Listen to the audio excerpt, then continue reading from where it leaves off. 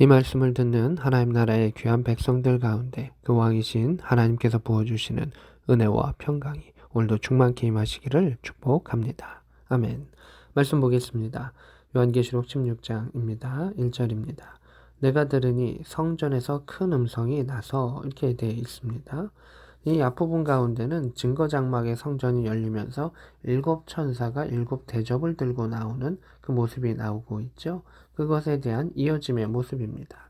성전에서 큰 음성이 나서 일곱 천사에게 말하되 너희는 가서 하나님의 진노의 일곱 대접을 땅에 쏟으라 이렇게 되어 있습니다. 일곱인, 일곱 나팔, 그리고 일곱 대접이 나오는데 특별히 이 일곱 대접은 하나님의 심판과 진노를 의미합니다. 그러하기 때문에 일곱 대접이 하나하나 부어졌을 때에 해를 당하는 사람은 다 하나님 편에 서 있지 않는 자들입니다. 하나님의 편에 선 자들은 이미 순교하거나 끌려가거나 또 하나님 안에 이렇게 부름을 받았던 여러 가지 일들이 있었을 것입니다. 그래서 이 일곱 대접이 부어졌을 때는 대부분 다 고통받는 자들은 악한 자들이다라고 하는 것을 볼 수가 있습니다. 살펴보겠습니다. 2절에 첫째 천사가 가서 그 대접을 땅에 쏟았습니다. 땅이라고 하는 그 곳에 쏟게 되었을 때 고통받는 자들은 누구냐면 짐승의 표를 받은 사람과 우상에게 경배하는 자들, 그렇죠? 하나님 편에 서지 아니하는 그 자들, 세상과 타협했던 자들에게 악하고 독한 종기가 났다. 그 땅 가운데 전염병인데 피부병과 같은 독한 종기가 났다라는 것을 보게 됩니다. 3절입니다. 두 번째 천사가 그 대접을 이제는 바다에 부었습니다. 처음엔 땅이었고 두 번째는 바다에 부었는데 바다가 곧 죽은 자의 피같이 되니 바다 가운데 모든 생물이 죽더라. 출애굽기의 그러한 기적과 심판과 비슷하기는 하죠. 근데 좀 차이들이 있는 것을 보게 되고요. 그 가운데 있는 모든 생물이 죽더라. 이렇게 말하고 있습니다. 4절입니다. 셋째 천사가 그 대접을 강과 물 근원에 쏟음에. 그래서 두 번째는 바다였고 이제 세 번째 천사는 이 민물이죠. 강과 물의 근원에 샘의 근원에 쏟음에 피가 되더라. 이렇게 되어 있습니다. 그래서 세상에 있는 모든 물들이 다 피처럼 붉게 변했음을 보게 됩니다. 5절에 내가 들으니 물을 차지한 천사가 이르되 전에도 계셨고 지금도 계신 거룩하신 이여 이렇게 말하고 있습니다. 전에도 계시고 지금도 계신 이, 또 여기 생략되어 있지만 앞으로도 계실 이, 어떤 뜻일까요? 영원하신 이죠. 그리고 거룩하신 이여, 홀로 높임을 받으실 이여, 이렇게 심판하시니 의로우시도다 이렇게 되어 있습니다. 심판이 의롭다라고 이야기를 하는 것입니다. 왜냐하면 하나님이 기회를 주셨고 길이 참으셨고 그들의 악행이 가득 찼던 것을 보게 됩니다. 성도들의 기도도 가득 차고 성도들의 탄식, 아픔도 눈물도 가득 차고 이들의 악도 가득 찼었던 그 상황 속에서 하나님의 심판은 의로우시다라고 말하고 있습니다. 그래서 우리가 신앙생활 할 때 중요하게 생각해야 되는 부분은 뭐냐면 하나님의 의로우심입니다.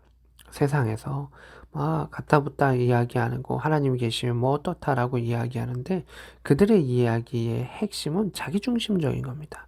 내가 이해 안 되면 하나님도 다 원망할 수밖에 없는 사람들을 보는 거죠. 근데 성경은 보아라. 하나님이 행하시는 일은 그 모든 것들은 의로우시다. 라는 것을 중심으로 이야기하고 영원 전부터 영원까지 하나님은 의로우신 하나님이시다. 그것을 이야기해주고 있고 심판은 하나님의 의로우심을 나타내는 것임을 말하고 있습니다. 선한 자를 선대하고 복을 주시며 악한 자에게 벌을 주시는 것이 당연히 공이고 의로움이 아니겠습니까? 또 말씀으로 들어가도록 하겠습니다. 6절입니다. 그들이 성도들과 선지자들의 피를 흘렸다. 그들에게 피를 마시게 하신 것이 합당하다. 이렇게 말하고 있습니다. 구약의 시대에도 그렇고 또 종말의 시대는 더 그랬었는데 하나님의 뜻대로 사는 자, 하나님의 말씀을 선포하고 이야기하는 자들을 다 죽였습니다. 그러면서 피 흘리게 했었습니다. 그래서 이 두 번째와 세 번째에 그 재앙은 물이 피처럼 변하는 그 재앙이라는 것이죠. 결국은 피 흘리게 했으니 그 피에 대한 대가를 치른다. 피를 마시게 하신 것이다. 라고 하는 것을 보게 됩니다. 7절입니다. 내가 들으니 제단이 말하기를 그러하다. 주 하나님 곧 전능하신 이요 심판하시는 것이 참되고 의로우시다 하더라. 이렇게 되어 있습니다. 보통 이제 하늘에서 어떤 것이 천사들이 선포하면 그것에 대해서 아멘 동의하는 것이 있죠. 어떨 때는 성령께서 친히하신 경우도 있었는데 여기서는 이제 성령께서 친히하신 것은 아니고 제단이 이야기를 합니다. 놀랍지 않습니까? 제단에서 그 소리가 나는 것이죠. 왜냐하면 이 제단 가운데 성도들의 기도가 올려졌었죠. 성도들의 눈물이 올려갔었죠. 그래서 그것 가운데 그 제단의 그러한 대접 가운데 그 하나님의 진노가 가득 담겼던 그곳, 그 제단이 이야기합니다. 주 하나님 곧 전능하시는 이요. 여기도 하나님의 성품이 또 나오죠. 영원하신 하나님에서 여기 7절에서는 전능하신 하나님이 나오시고요. 심판하시는 것이 참되시고 의로우시도다. 이렇게 말하고 있습니다.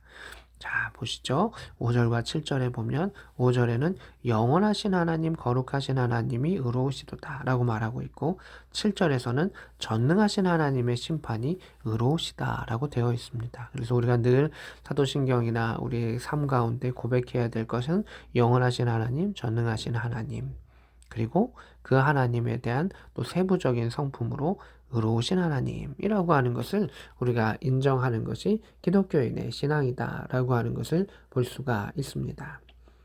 8절입니다. 넷째 천사가 그 대접을 해에 쏟습니다. 해에 쏟으니 해가 권세를 받아 불로 사람을 태우게 되었다. 9절에 사람들이 크게 태움에 태워진지라 재앙들을 행하는 권세를 가지신 하나님의 이름을 비방하며 또 회개하지 아니하고 주께 영광 돌리지 않더라. 이렇게 되어 있습니다.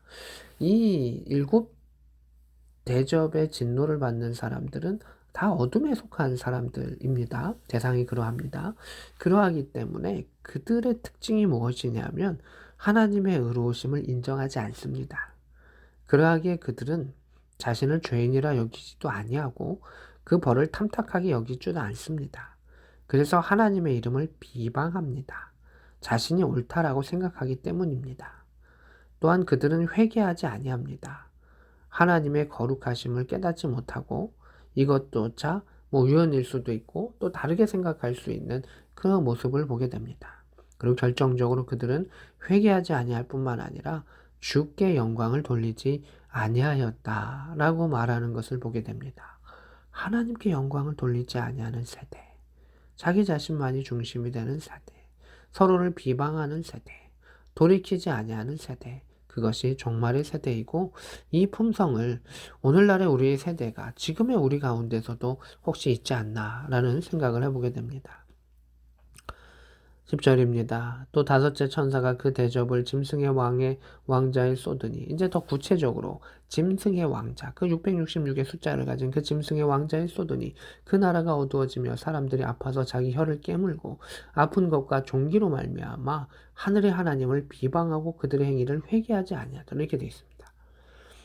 아프면 고통스러우면 오히려 회개해야 정상인데 혀를 깨무면서도까지도 고통 가운데 혀를 깨무면서도 오히려 하나님을 비방하고 자신을 회개하지 아니했던 악한 세대의 극한의 모습을 보게 됩니다. 고난받는 것도 우리에게 유익이다라고 하는 그 말씀처럼 고난 가운데 우리가 하나님을 만날 수 있고 회개할 수 있고 돌아갈 수 있고 또 하나님 품에 안길 수 있다면 그것은 어떻게 보면 감사한 일이 될 수 있죠. 그러나 종말의 세대 때 악한 자들은 혀를 깨물지언정 회개하지 아니하고 하나님을 비방하고 하나님을 찬양하지 아니하는 가운데 그들의 삶을 돌이키지 아니한다. 회개하지 아니한다라고 말하고 있습니다.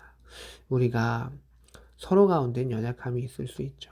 그러나 전능하신 하나님 앞에는 철저한 복종과 엎드림의 역사와 영원하시고 전능하시고 거룩하신 하나님의 의로우심을 인정하는 가운데 우리가 때로는 철저하게 복종하는 가운데 회개하고 그 길을 돌이켜야 되고 늘 하나님의 말씀에 자신을 살펴볼 수 있어야 합니다. 그러했을 때 하나님의 긍휼이 임하는 것이죠. 그래서 우리가 도끼를 품은 자가 아니라 긍휼을 품은 자로서 하나님 앞에 엎드리며 또 하나님의 사랑을 받으며 그 위대하신 하나님을 찬양하며 나아갈 수 있는 복된 저와 여러분 될 수 있기를 우리 구주 예수 그리스도의 이름으로 축복합니다. 아멘.